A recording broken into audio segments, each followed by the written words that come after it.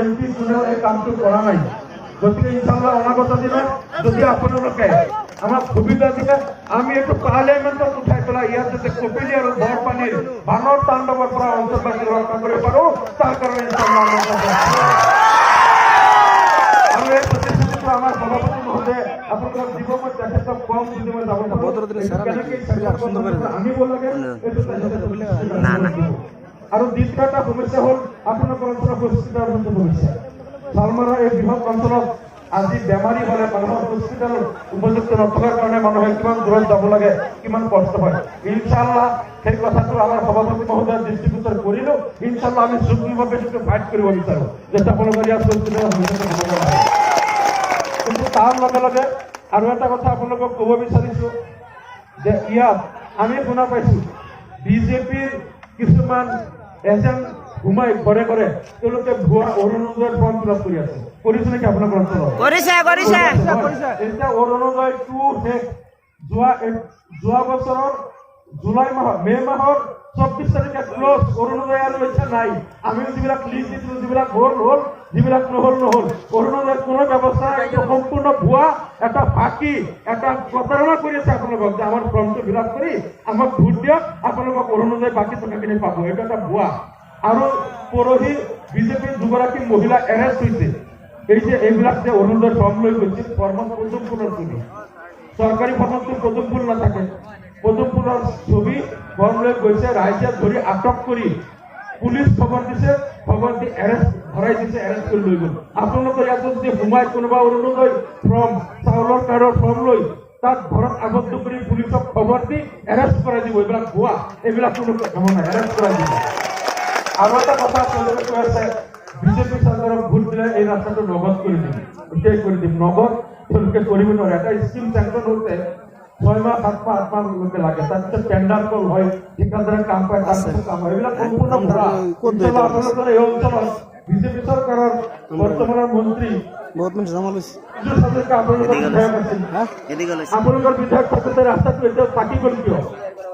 তাৰপিছত চৰকাৰে ইমান দিন কৰা নাই। এইবিলাক সম্পূৰ্ণ ভুৱাবাজি কৰি আপোনালোকৰ ভোটটো নিব বিচাৰিছে। কিন্তু সিফালে মুখ্যমন্ত্ৰীয়ে কয় মামা চাচাৰ ভোট নালাগে, মিয়াৰ ভোট আমাক নালাগে। ইফালে আহি পেলাই কয় আমাক ভোট দিয়ক, ৰাস্তা কৰি দিম, অৰুণোদয় কৰি দিম, কয় নাই। সিফালে কয় মামা চাচাৰ ভোট আমাক নালাগে। কোনোবাই কব বিজেপিৰ নেতাই মুছলমান মহিলাসকল সন্তান জন্ম দিয়া মেচিন। আৰু এটাই কৈ আছে ৰঞ্জিত দাসে কৈছে বৰপেটা ধুবুৰীত আহিলে পাকিস্তানত অহা যেন লাগে। বৰপেটা ধুবুৰী পাকিস্তান নেকি? মুছলমান থাকিলে সেইটো পাকিস্তান হৈ গ'ল।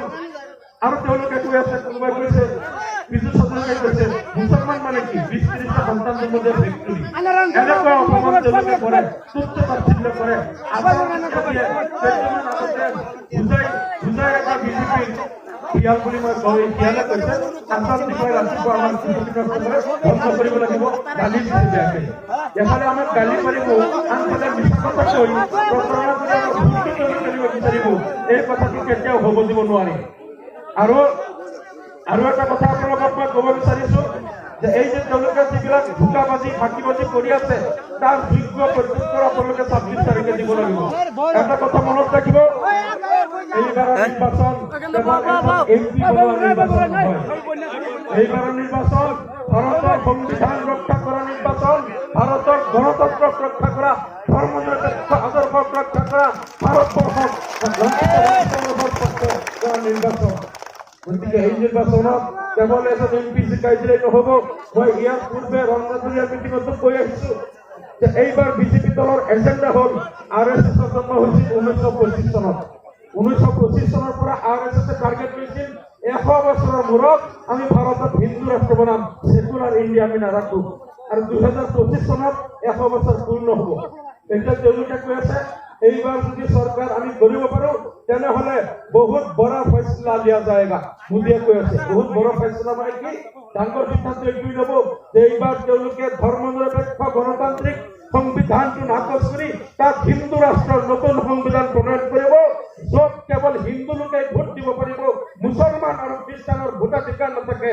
মুছলমানসকলে নিজৰ ধৰ্মীয় উপাসনা, ধৰ্মীয় কাম কাজ, আজান একামত, মাদ্ৰাছা, কুৰবানী, হজ, জাকাত এইবিলাক পালন কৰিব নোৱাৰিব।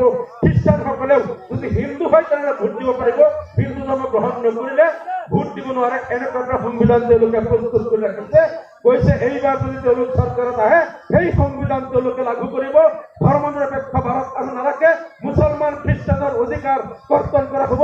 গতিকে এইবাৰ নিৰ্বাচনত পিছত পাৰ্লিয়ামেণ্টত বহুত ফাইট হ'ব আৰু এই ফাইট দিবলৈ যাওঁতে আমাৰ মাননীয় সভাপতি মহোদয়ে কৈ আছে যে মই ইমান দিন অকলে ফাইট কৰি আছিলো, এইবাৰ মই দুজন সঙ্গী মোৰ লগত বিচাৰিছো, এজন নগাঁৱৰ পৰা, এজন কৰিমগঞ্জৰ পৰা।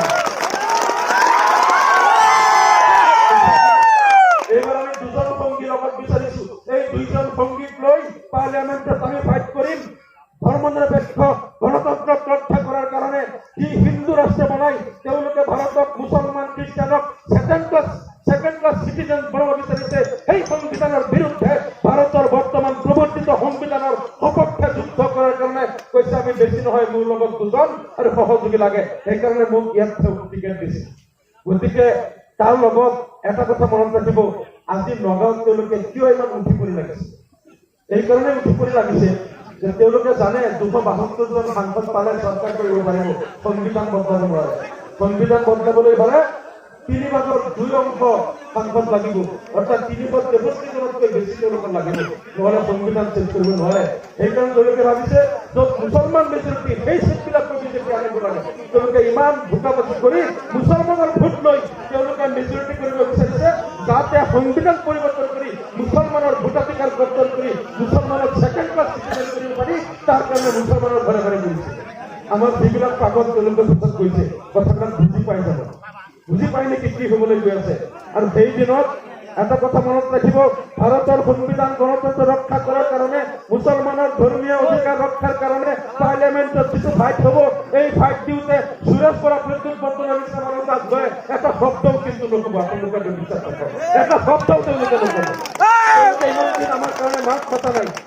গতিকে এইবাৰ সেইকাৰণে আমাৰ মাননীয় সভাপতি মহোদয়ে কৈছে মোৰ লগত আৰু দুজন সঙ্গী মই বিচাৰো, যাতে আমি তিনিজনে টাইম বেছি পায়, অলপ এটা প্ৰতিক্ৰমণ হেৰি আহে, তেতিয়া আমি অন্ততঃ এই যুদ্ধ আমি সজুৰ এটাত কৰিব পাৰিম। আৰু এটা কথা, ইয়াৰ পূৰ্বে যিখন সভা হ'ল ৰংগাজুৰিয়া, তাত আমাৰ মাননীয় সভাপতি মহোদয়ে মিডিয়াৰ আগত কৈছে যে ইয়াত কংগ্ৰেছৰ বিজেপিৰ দুজন কেণ্ডিডেট। এই কথাটো ময়ো 2 মাহ আগৰ পৰা কৈ আছো, 1.5 মাহ আগৰ পৰা নগাঁৱত বিজেপিৰ দুজন কেণ্ডিডেট। সুৰেশ বৰাও কংগ্ৰেছত আছিল, কংগ্ৰেছৰ পৰা 3 মাহ আগত তেওঁ কংগ্ৰেছৰ পৰা হায়াৰ কৰি নি বিজেপিয়ে টিকেট দিছে।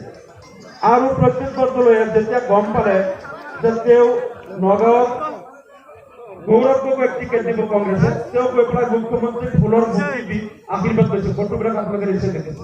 মুখ্যমন্ত্ৰী ফুলৰ বুকি দি আশীৰ্বাদ লৈছে, লৈ পেলাই তেওঁ কথাটো ফাইনেল কৰিছে, গৌৰৱ গগৈ কংগ্ৰেছৰ পৰা ল'লে মই আপোনালোকৰ বিজেপিৰ পৰা ল'ম। তেওঁ বিজেপিৰ টিকেট ফাইনেল কৰি দিছিল। এই কথাবিলাক আপোনালোকৰ মিডিয়াত সংবাদ মাধ্যমত বহুত প্ৰচাৰ হৈছে। মই কিন্তু সংবাদ মাধ্যমত বহুত দেখিছো যে গৌৰৱ গগৈৰ টিকেট পালে প্ৰদ্যুৎ বৰদলৈ বিজেপিৰ পৰা ল'ব। আৰু এই প্ৰদ্যুৎ বৰদলৈয়ে যোৱাবাৰ যিটো বাজেট উত্থাপন কৰিছিল কেন্দ্ৰীয় চৰকাৰে, সেই বাজেটত ইমান গুণ গাইছে, ইমান প্ৰশংসা কৰিছে, বিজেপিৰ এমপিয়েও ইমান গুণ গোৱা নাই। তেওঁ কৈছে ভাৰতক উন্নয়নৰ পথত আগুৱাই লৈ যোৱাৰ কাৰণে, ভাৰতক বিশ্বগুৰু বনোৱাৰ কাৰণে এই বাজেটখন বহুত ভাল বাজেট হৈছে। মোদী চৰকাৰে যিবিলাক বাজেট বনাই বহুত ভাল, কংগ্ৰেছৰ দিনত এইবিলাক বনাব পৰা নাই।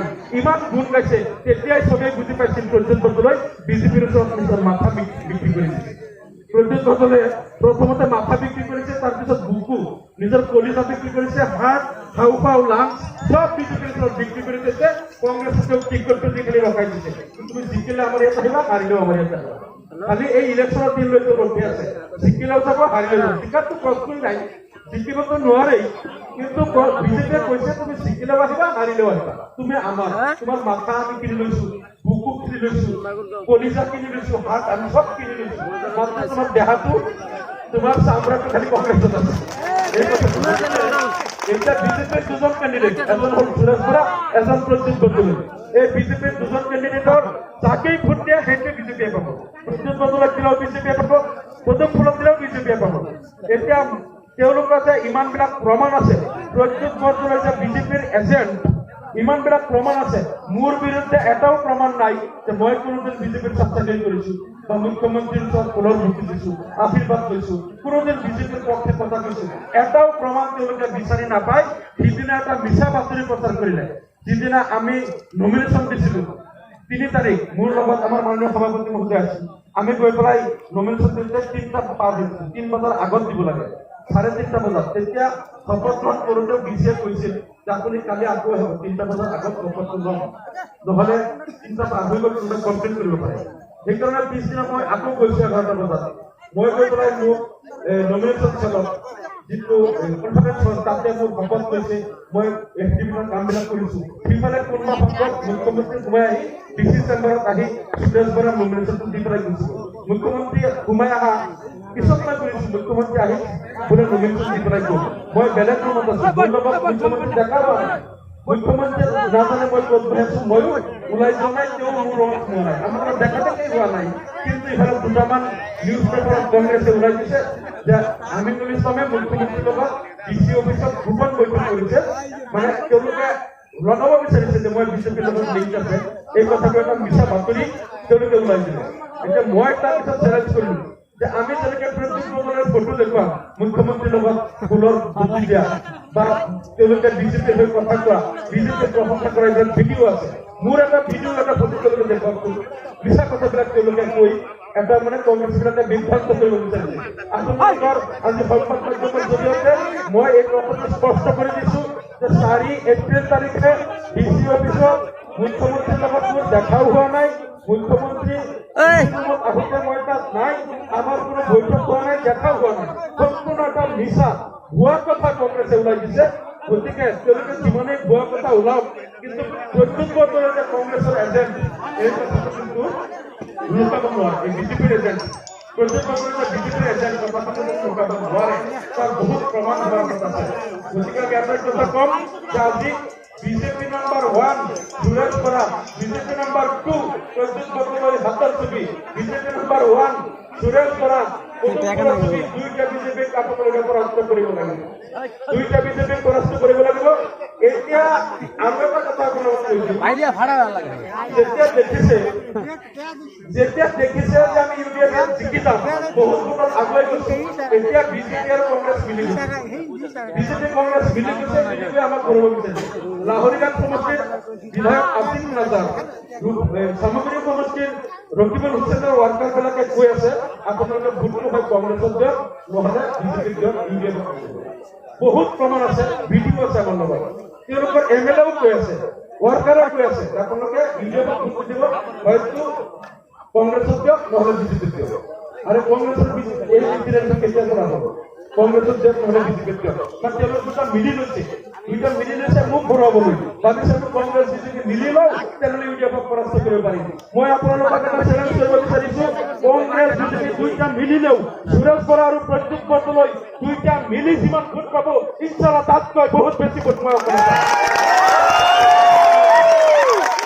আৰু আপোনালোকে হয়তো নাজানে, বহু হিন্দু লোকে মোৰ লগত যোগাযোগ কৰি আছে, পুৰণা যিমান বিজেপি তেওঁলোক ক্ষুব্ধ হৈ গৈছে, কৈছে সুৰেশ বৰা আমাক কোনোদিন যোগাযোগ কৰা নাই, নতুন কংগ্ৰেছৰ পৰা কেইটামান আনি এই নতুন বিজেপিক লৈ ঘূৰি আছে, আমাক কোনোদিন যোগাযোগ কৰা নাই। পুৰণা বিজেপি বিলাকে মোৰ লগত সম্পৰ্ক কৰিব যোগাযোগ কৰি আছে, তেওঁলোকে কৈছে আমি চব আপোনাক বহুত শিক্ষক হিন্দু সমাজৰ পৰা কাম কৰি আছে, কৈছে এছেম্বলিত আমাৰ কাৰণে আমিনুল ইছলামে যিমান ফাইট কৰিছে, আমি তো ভোট নিদিলে আমাৰ অন্যায় হ'ব, পাপ হ'ব।